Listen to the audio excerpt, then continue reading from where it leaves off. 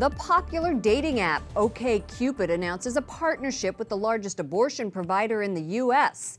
The app asks users, should the government defund Planned Parenthood? Those saying no receive a badge on their profile. I stand with Planned Parenthood. And on Twitter, the app posted this image saying, I would never date someone who doesn't support Planned Parenthood. OkCupid makes it easy to find them. 80% of respondents have said no so far. Also on social media, the women's whole health abortion chain in Texas is recruiting by offering free abortions to those affected by Hurricane Harvey for the entire month of September. Other groups, the Lilith Fund and Women's March, are asking for donations. Abby Johnson joins us via Skype from Austin, Texas. She is the founder of And Then There Were None, which helps abortion workers leave their jobs just the way she did. She's also the author of Unplanned, the dramatic true story of a former Planned Parenthood leader's eye-opening journey across the lifeline. Welcome to the program, Abby. Oh, thank you for having me. In 2000, when Louisiana was just devastated by Hurricane Katrina, nearly 2,000 people lost their lives. At the same time, you worked in Houston for Planned Parenthood, and they offered the same free abortion services for the about 250,000 people who fled New Orleans. Now, what is the thinking behind this? Help us get into the mind of abortion providers.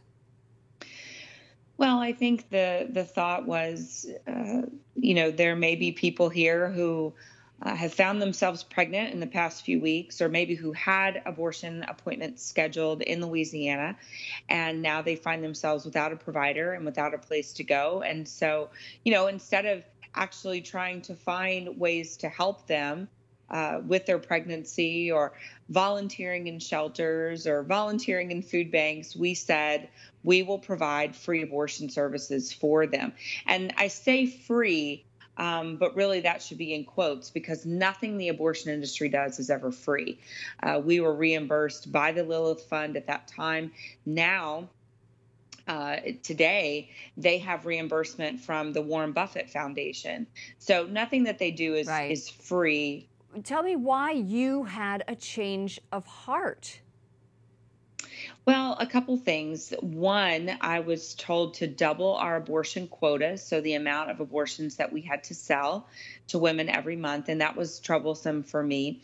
I really got involved with Planned Parenthood thinking that we were trying to reduce the abortion rate, so doubling our abortion quota didn't make sense to me. But ultimately, I left after witnessing a live ultrasound-guided abortion procedure where I saw a 13-week-old baby fight and struggle for his life, ultimately to lose his life to the hand of the abortionist. So now your group is helping workers just like you leave these clinics. I want to show our viewers part of your campaign. It involves billboards like this one. It says, no one grows up wanting to work in an abortion clinic. And that has then abortionworker.com, which is your website. Have you been successful in your efforts?